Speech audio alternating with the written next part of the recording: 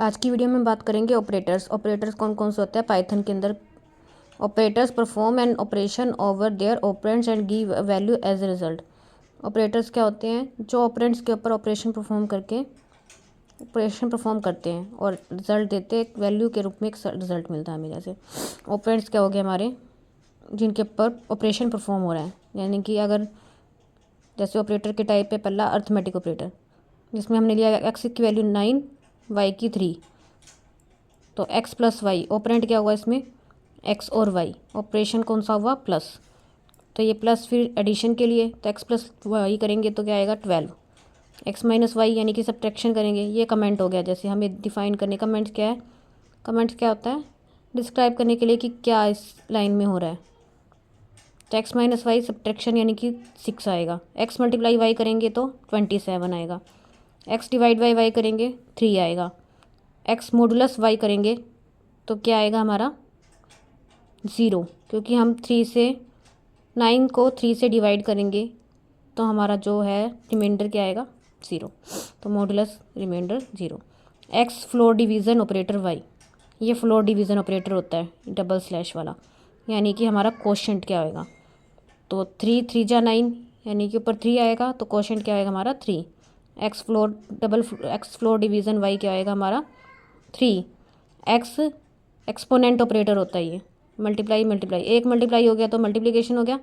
ये 2 multiply exponent operator यानी कि x की पावर y, 9 की पावर 3, 9 9 जा 81, 9 जा 729। ठीक है। उसके बाद अगला ऑपरेटर है रिलेशनल ऑपरेटर। रिलेशनल ऑपरेटर में मान लो हमने जैसे, रिलेशन मीन्स कंपैरिजन, दो वैल्यूज़ को कंपेयर करने के लिए, और आउटपुट किस में आएगी, फॉर्म में ट्रू और फॉल्स के फॉर्म में।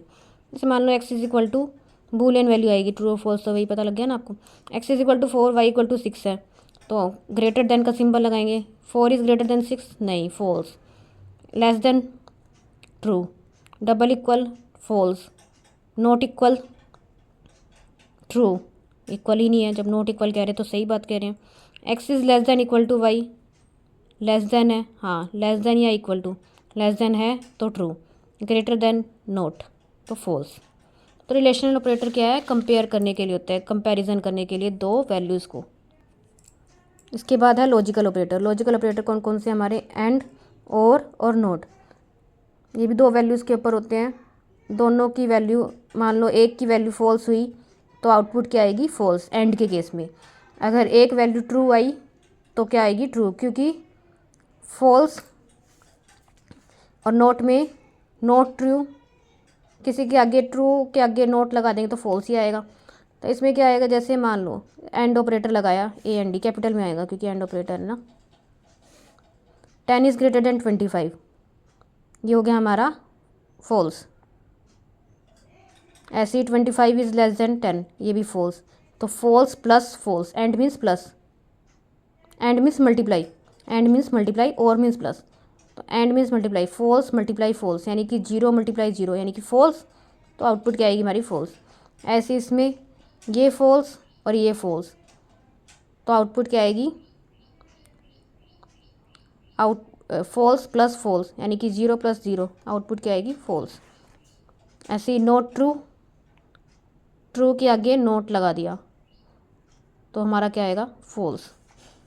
नोट ट्रू करेंगे तो फॉल्स और नोट फॉल्स करेंगे तो ट्रू। ऐसे अगला है short hand augmented. Short hand को ऑगमेंटेड भी बोलते हैं असाइनमेंट ऑपरेटर। असाइनमेंट ऑपरेटर जिसके बीच में इक्वल लगा होता है वो असाइनमेंट ऑपरेटर होता है।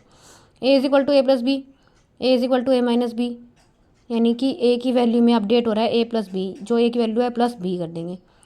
तो शॉर्ट हैंड इसके लिए क्या बनेगा, a plus is equal to b. ऐसे इसके लिए a minus equal to b, a multiply equal to b, a divide equal to b, a modulus equal to b. तो ये हो गए हमारे short hand operator. Membership operator क्या होते हैं, दो होते हैं, इन और नॉट इन। ये बुलियन वैल्यू में आउटपुट देते हैं। नॉट इन, इन क्या होता है, it returns true if value of variable is found in the sequence.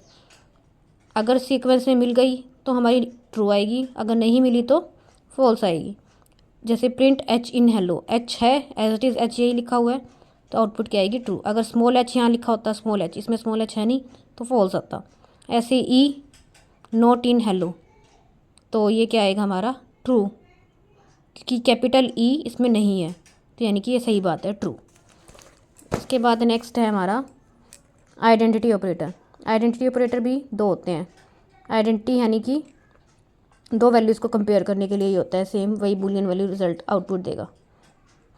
तो इज़ और is not, it returns true if two variable points the same object and false otherwise. अगर same object को point कर रहा है तो true, अगर otherwise false. ऐसे ही इज़ नॉट में भी यही है, अगर दो वेरिएबल को पॉइंट कर रहा है तो फॉल्स आएगा, अदरवाइज ट्रू आएगा।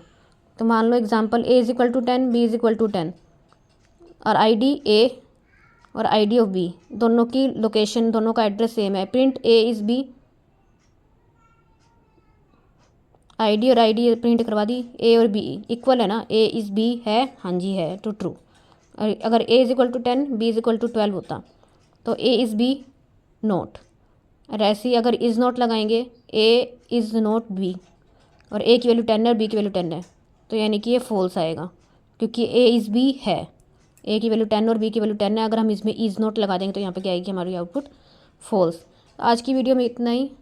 अगर वीडियो अच्छी लगी हो तो लाइक शेयर सब्सक्राइब जरूर करना, कमेंट करके जरूर बताना अगर आपको कोई क्वेरी है तो। Thanks for watching.